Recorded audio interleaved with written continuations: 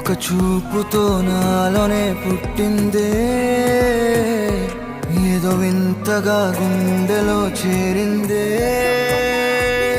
నువ్వెవ్వరో నాలో అని అడిగానే,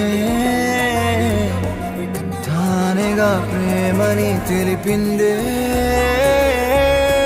పరిచయం లేదని అడిగా ప్రేమంటే, కలిసాంగా ఇకపై మనమేగా.